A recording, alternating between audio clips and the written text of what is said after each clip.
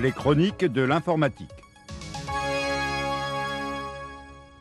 Au programme des chroniques de l'informatique aujourd'hui, une démonstration de Windows 95, une opération promotionnelle avec Bill Gates et Jay Leno, des conseils pour apprendre à se servir de la nouvelle version Windows, une avant-première de 2 nouvelles applications Windows 95, comment se faire aider online pour Windows 95 et les dernières nouvelles informatiques dans un instant aux chroniques de l'informatique.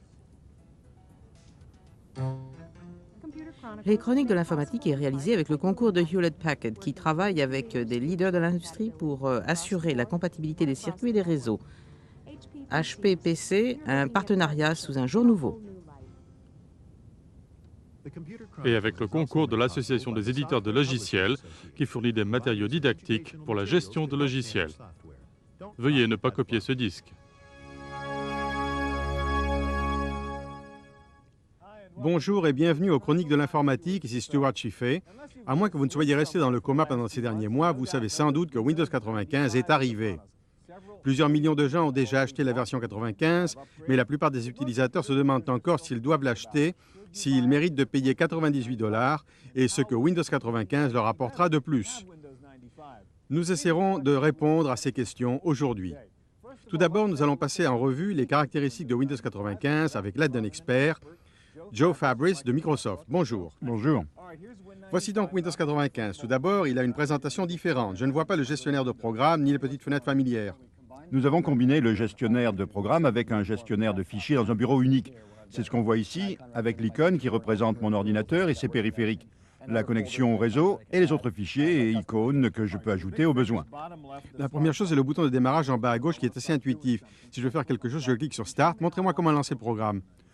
D'accord, si vous cliquez sur le bouton Start, vous voyez qu'il y a ici une icône intitulée Programme. C'est là que se trouve tout ce que vous aviez dans votre ancien gestionnaire de programme pour lancer Windows 95. Dans cette première fenêtre, je peux personnaliser les éléments et définir ce que je veux voir quand je clique sur Start. Exactement. Tout ce qui se trouve au-dessus du programme sont des éléments que j'ai personnalisés avant de venir. Bon, pour activer un programme, je parcours les menus. Oui, je vais au bureau Microsoft, le bureau de Windows 95, et je lance Excel avec un simple clic. Bien, Excel est en route. Que se passe-t-il si je veux lancer un autre programme ou si je veux faire autre chose en même temps? Ça a toujours été l'un des points forts de Windows, et c'est encore mieux aujourd'hui. En fait, au lieu d'essayer de trouver une application pour utiliser un document, je peux trouver un document et utiliser une application. Je vais dans le menu des documents sur le bouton Start qui indique les 15 dernières applications que j'ai utilisées. Il mémorise les 15 dernières choses que j'ai faites, quelle que soit l'application, pas seulement avec Excel ou Word. Oui, que vous ayez utilisé votre ordinateur ou un lecteur sur réseau, il trouve l'application. Vous voulez ouvrir ce mémo? Oui, il cherche Word, il lance Word, extrait le document, il ouvre. Bien, j'ai donc 2 choses qui fonctionnent en même temps. Si je veux retourner dans Excel et que je clique sur Excel, Word disparaît. C'est un problème avec l'ancienne version, n'est-ce pas? Oui, notre laboratoire de faisabilité a montré que lorsque l'utilisateur cliquait sur un programme comme Excel, Word disparaissait de l'écran et vous ne saviez pas où il était. Il fonctionne toujours si je l'ouvre à nouveau. Exactement. Nous avons ajouté en bas de l'écran ce qu'on appelle la barre de tâches qui indique toutes les applications au service. Je peux retourner dans Word en cliquant sur la barre. Bon, parlons maintenant de la gestion des fichiers. Comment est-ce que je fais pour copier ou déplacer des fichiers dans Windows 95? Je retourne au bouton Start et je clique sur mon ordinateur. Je vois à présent tous mes périphériques. J'ai ici un disque souple et un disque dur. Je vais sortir des fichiers du disque souple avec un double clic. Je vais prendre tous ces fichiers et je les transporte sur le disque dur. Je glisse et déplace mes fichiers de cette façon. Oui, j'utilise le deuxième bouton de la souris. J'ai plusieurs options. Je peux les déplacer, les copier ou prendre un raccourci. Le raccourci laisserait les fichiers à leur place, mais placerait une icône ici pour aller à un endroit où je vais souvent pour lancer plus rapidement l'application, qui peut se trouver ailleurs, sur un lecteur en réseau ou sur un disque souple. C'est le but du raccourci. Je vais faire une copie rapide ici. Bon, si je décide d'acheter Windows, il est présenté avec Microsoft Plus. Qu'est-ce que cela ajoute de plus? Vous avez vu en démarrant que j'avais ces belles fenêtres où les icônes sont présentées d'une certaine façon. Le plus contient des tas de choses et je vais vous montrer les plus amusantes. Si je vais dans le panneau de contrôle, nous avons ajouté une icône pour l'installation de Plus qui s'appelle Theme Desktop. Si je l'ouvre, vous voyez que je peux changer la présentation de l'écran et de l'ordinateur. Je peux les adapter à mon humeur sur des thèmes préétablis par Microsoft avec des illustrateurs, des créatures menaçantes ou bien Léonard de Vinci par exemple. J'étais chez ma sœur l'autre jour dans le quartier de Haight et ce motif années 60 me rappelle l'ambiance du quartier. Si je suis dans cet état d'esprit, je clique ici, ça apparaît à l'écran. Vous pouvez personnaliser votre bureau selon votre humeur du moment. Exactement. Vous arrangez votre bureau à votre goût. Oui, je modifie le décor pour recréer l'esprit des années 60 avec de nouvelles icônes. J'ai le symbole de la paix sur mon ordinateur et des perles pour l'environnement réseau. L'animation sonore a également changé. Bien, beaucoup de gens achètent plus parce qu'il a un beau billard électronique en relief. On peut voir à quoi ça sert? Oui, bien sûr. Je lance le jeu et vous voyez une belle table de billard électronique. Je commence à jouer, on entend tous les sons du billard. Il y a une animation graphique assez impressionnante qui est aussi une amélioration apportée à Windows 95. Bien, arrêtons le jeu car je voudrais parler du passage automatique de CD-ROM. Vous avez ici un lecteur de CD-ROM qui passe automatiquement le CD que vous avez introduit. Exactement, j'en ai un ici que j'ai acheté l'autre jour, un disque de musique que j'ai acheté à Tower Records. Quand je l'introduis, l'ordinateur détecte automatiquement sa présence. Il lance l'application pour passer le disque et on entend les chansons du disque. Non seulement il sait que vous avez introduit un CD, mais il sait que c'est de la musique et il lance le bon programme. AudioPlay, pas le CD-ROM. Exactement. Un nouveau morceau de musique Microsoft dont vous avez l'exclusivité, je crois. Oui, et il nous plaît beaucoup. Bien, merci Joe. Je vous en prie. Windows 95 n'est après tout qu'un système d'exploitation avec une interface utilisateur. Mais le lancement du produit a été orchestré davantage comme la première d'un film d'Hollywood que comme le lancement d'un logiciel. Au cas où vous auriez manqué l'événement, voici un aperçu de l'ambiance qui régnait à Redmond dans l'État de Washington pour la sortie de Windows 95. Ladies and gentlemen, Jay Leno. Non, ce n'est pas le Tonight Show. Bill Gates a invité Jay Leno pour présenter Windows 95 dans cette soirée digne de Hollywood au siège de Microsoft. Windows 95 est tellement simple que même un présentateur de télévision sait s'en servir. Vous avez votre barre de tâches, je vais descendre ici, la petite barre, je clique dessus comme ceci et je peux changer d'avis. Si je décide d'aller ici ou là, je peux changer d'avis plus vite que Bill Clinton. Regardez-moi ça. Programme de santé ou pas de programme, républicain aujourd'hui, démocrate demain, comme vous voulez. Un pas en avant, deux pas en arrière, c'est simple comme bonjour.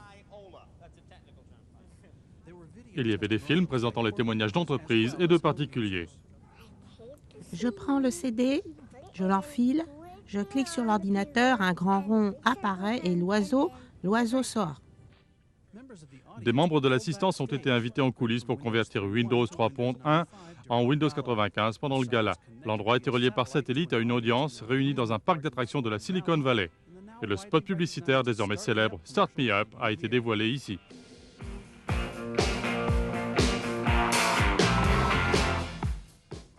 Le grand écran est descendu pour présenter l'équipe de développement. Les invités ont défilé devant les membres de l'équipe pour rejoindre les tentes de cirque contenant plus de 300 applications mises au point pour Windows 95. Pour les chroniques de l'informatique, ici Giles Bettman.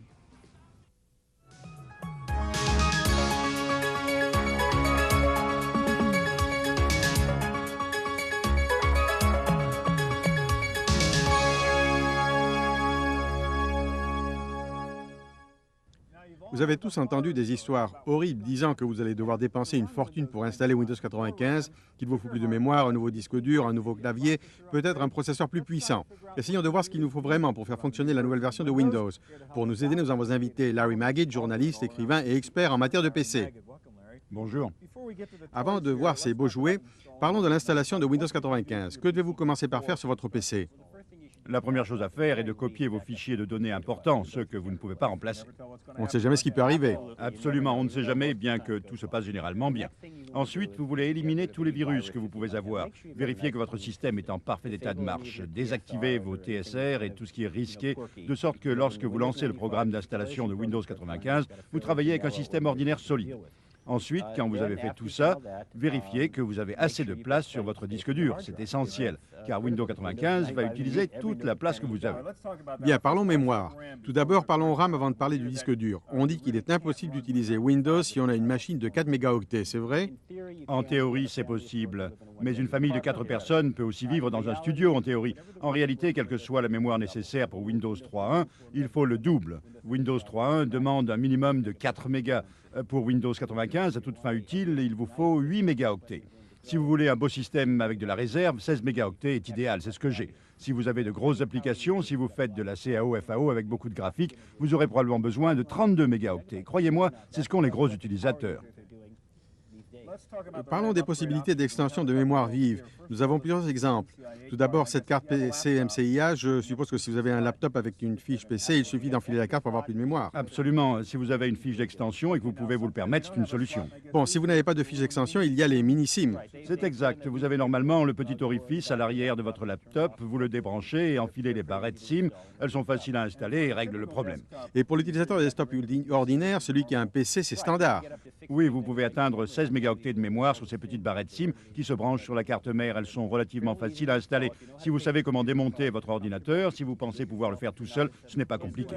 On peut le faire ici. Nous avons ouvert un PC et il suffit d'enlever la batterie pour dégager. Et voici vos fiches d'extension de mémoire. C'est ça, il y en a une de libre, vous enfilez ceci et vous rebranchez la machine. Si tout se passe bien, vous avez une mémoire étendue. Il n'y a rien à craindre, c'est à la portée de tous. La seule chose est de faire attention à toucher le châssis pour décharger l'électricité statique avant de toucher l'un des composants. À part ça, rien à craindre. Revenons à la question du disque dur que vous avez mentionné. Windows 95 prend beaucoup de place dans le disque dur. La plupart des utilisateurs n'ont pas beaucoup de place sur leur disque dur. Comment faire pour accroître sa capacité? Vous pouvez naturellement acheter un autre disque dur et comprimer ensuite. Mais la première chose à faire, c'est un grand nettoyage.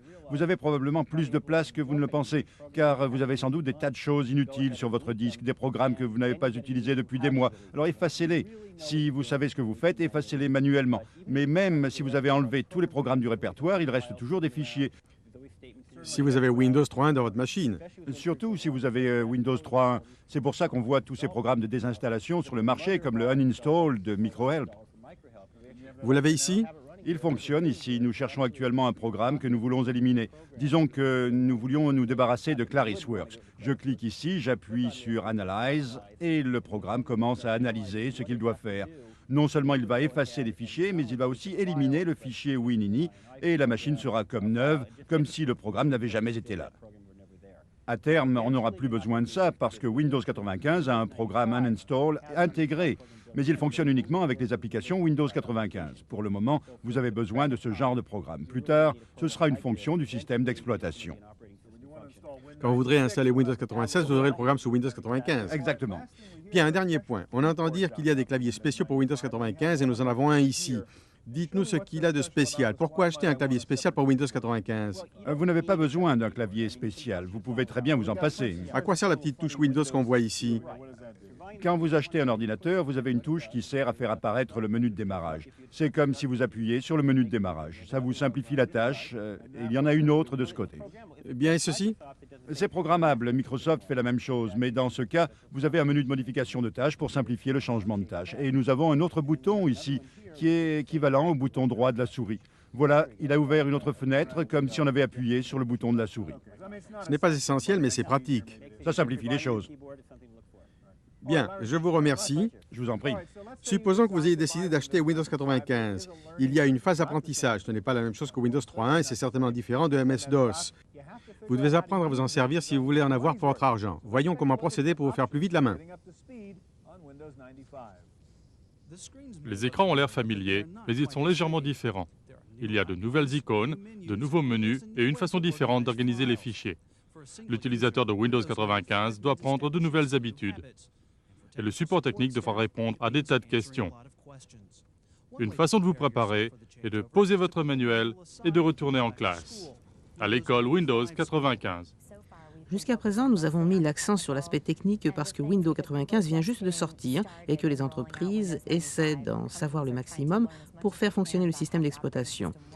Elles envoient des gens pour suivre une formation technique, pour bien comprendre le fonctionnement du système avant de le mettre entre les mains des employés. Les cours de formation intéressent ceux qui n'ont pas le temps ou qui n'aiment pas lire un manuel. C'est un raccourci pour vous familiariser avec le programme. Même si vous ne voulez pas apprendre tout seul, ce que beaucoup de gens devront faire, je crois, pour apprendre les trucs qui feront gagner du temps à long terme, c'est précisément le but du cours. Vous avez quelqu'un qui peut répondre à vos questions au lieu de devoir téléphoner à l'appui technique ou de chercher les explications à l'écran. C'est, voyez-vous, pratique, mais ça prend du temps. Si vous voulez donc gagner du temps, prenez le cours. Les cours sont valables pour ceux qui manquent de temps et qui peuvent se permettre la dépense. Mais pour quelques âmes braves, il suffit d'un manuel et d'un peu de persévérance pour obtenir le même résultat, s'ils ont la patience. Vous vous familiariserez avec votre ordinateur en cherchant à comprendre comment ça fonctionne. Car vous n'allez pas seulement installer Windows 95 sur votre machine, vous installerez aussi différents programmes dont vous avez besoin. Quand j'ai réussi à tout mettre en place, j'étais très fier de moi. Je sautais de joie, j'étais très excitée. Mais l'un des inconvénients est que ça peut être extrêmement frustrant parce que pour chaque question, vous devez vous plonger dans le manuel. Pour les chroniques de l'informatique, ici Giles Bettman.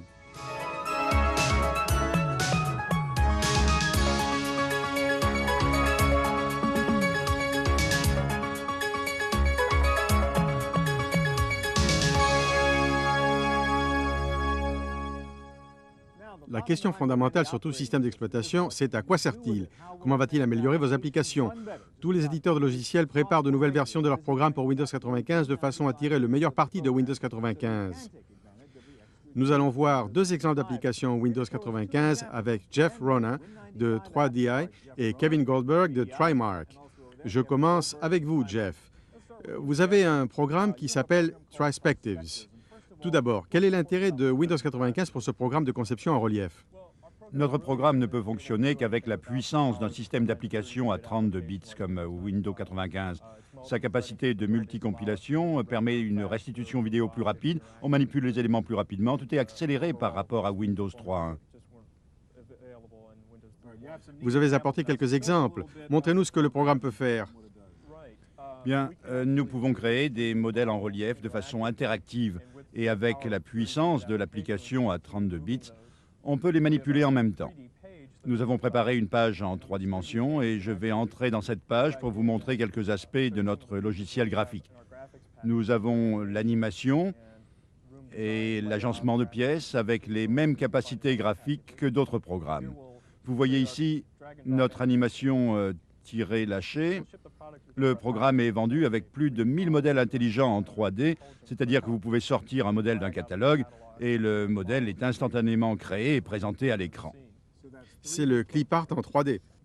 On appelle ça les objets intelligents. Ils savent où se placer et comment s'agencer entre eux. Le système est plus intuitif pour l'utilisateur que le tiré lâché. D'accord, vous pouvez animer ces objets? Tout à fait, je vais dans nos catalogues d'animation, je donne une commande de rotation pour la Terre, et ici, cela déclenche les mouvements intelligents, et je clique sur Play. Voici une séquence d'animation en temps réel qui peut être exportée sur un fichier AVI si vous voulez l'utiliser dans un programme comme PowerPoint ou MediaPlay. Que peut-on faire d'autre? Beaucoup de gens s'intéressent à la réalité virtuelle. Nous avons créé ici une pièce où nous avons un angle de vue qui donne l'impression de la parcourir. Nous pouvons faire demi-tour pour voir derrière nous. Pour les besoins de conception, nous pouvons tirer et lâcher d'autres objets ici pour ajouter une table et une chaise, par exemple. La table sait où elle doit atterrir, sur ses pieds, et la chaise aussi. Les objets intelligents, ils savent où se placer. Exactement. Même si je les déplace à travers la pièce, je peux les déplacer au moyen de ce qu'on appelle une tribale et je déplace le centre. D'un simple clic de la souris, je reproduis ceci en triple exemplaire pour créer un autre décor très rapidement, ce qui serait impossible sans une application à 32 bits. Je peux mémoriser ce décor dans un fichier VRNL ou dans un fichier de texte classique pour le fichier ADI modèle au format JPEG ou autre norme universelle. Bien, Trispective, la conception 3D avec Windows 95. Merci. Je vous en prie. Voyons maintenant un jeu avec Windows 95. Je vais interrompre Kevin en plein milieu de sa partie de Jive. Parlez-nous du jeu, Kelvin. Windows 95 nous permet de créer des séquences interactives avec des animations en chaîne, ce qui n'était pas possible avant. Je vais donc lancer le jeu. Voilà. Dites-nous ce qui se passe pendant que vous jouez. Je viens de débarquer sur une plateforme océanique et le but est d'anéantir ces hommes. Comme vous entendez, je m'en sors assez bien. C'est une séquence sur rail standard où les mouvements sont préétablis. Si on continue, je peux vous montrer une séquence interactive où je deviens stationnaire. Ce sont les crampons qui se déplacent. Vous voyez que nous sommes en panne active. Je contrôle le mouvement, la connexion entre les deux. Et sans Windows 95, ce serait impossible. Impressionnant, le Hive. C'est ça. Merci. Vous avez certainement entendu parler du nouveau réseau Microsoft MSN qui fonctionne sous Windows 95. Si vous avez besoin d'aide ou d'informations sur Windows 95, vous trouverez tout ça sur plusieurs sites online. Giles Bateman nous présente les dernières nouvelles du net. Merci Stuart. Je pense que le mieux est de remonter à la source. Je suis sur le site Windows Web de Microsoft où je peux obtenir des informations générales ou techniques sur Windows 95, des logiciels gratuits, etc. Mais je crois que Réseau de Microsoft est ce qui intéresse le plus les utilisateurs online. Si vous avez accès à un web browser sur Internet, vous pouvez jeter un coup d'œil sur MSN avant de vous abonner. Vous allez sur le site web de MSN et vous cliquez sur MSN pour savoir ce qu'il contient. Vous pouvez faire différentes choses. Cela vous donne une idée générale avant de vous abonner.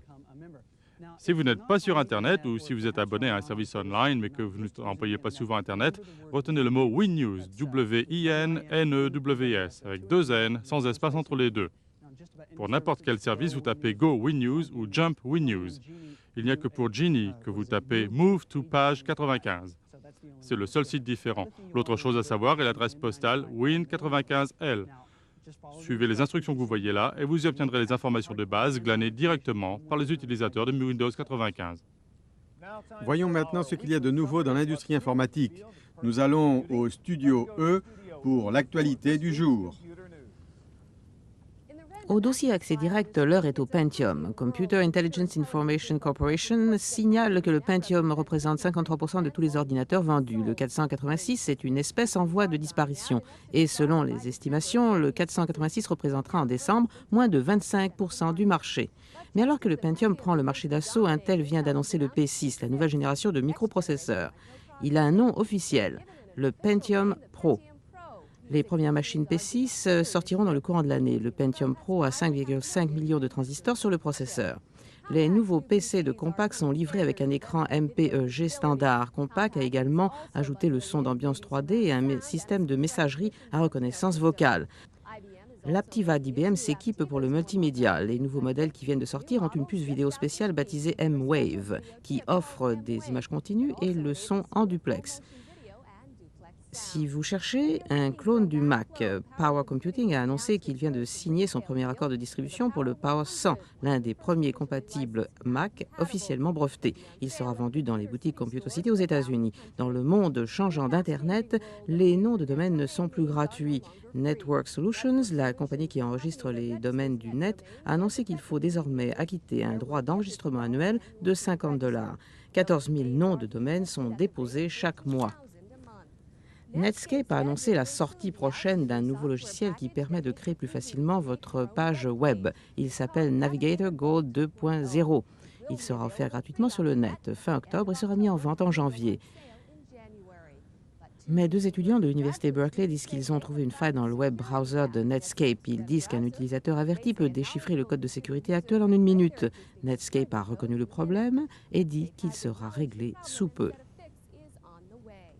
Si vous cherchez un CD-ROM qui est introuvable, consultez la nouvelle base de données CD-ROM sur CompuServe. La nouvelle section, qui s'appelle CD-ROM Base Online, contient près de 10 000 titres CD-ROM avec une description, le prix et l'éditeur. Si vous utilisez une souris ou un clavier Microsoft, la compagnie de Gates se lance sur le marché du joystick et vient d'annoncer un nouveau levier de commande optimisé pour Windows 95 avec 8 boutons et un affichage numérique qui accélère le temps de réponse. C'est le Sidewinder 3D Pro à moins de $60. Enfin, si vous êtes vraiment un fanatique, retenez le site web morrispr.com. Il vous permet de suivre brique par brique la construction de la maison de 50 millions de dollars de Bill Gates. Le site web montre des vues aériennes de la propriété de 4500 mètres carrés et des gros plans de l'intérieur comme ce garage de 50 voitures et la stéréo sous-marine de la piscine. La page est l'œuvre de la société de relations publiques Maurice McFadden. Voilà les dernières nouvelles. Stuart? Avant de conclure, laissez-moi vous parler d'un logiciel extraordinaire que j'ai déniché. Si vous aimez les jeux électroniques et rêvez d'écrire votre propre jeu mais que vous n'avez pas le temps de devenir un champion de la programmation, une compagnie anglaise, Europress, vient de sortir Click and Play, un remarquable outil de programmation objet, point and click, pour les auteurs de jeux. Il est vendu avec 10 jeux en langage click and play et vous pouvez aller à l'intérieur pour voir comment fonctionne le jeu et même les modifier à votre guise. C'est l'un des programmes les plus brillants que j'ai jamais vus. Click and Play fonctionne sous Windows. Il coûte environ 50 $ et est distribué par Maxis. Voilà pour cette édition des Chroniques de l'informatique. En attendant notre prochain rendez-vous pour une autre tour d'horizon de l'actualité informatique, ici Stuart Chiffé. À bientôt.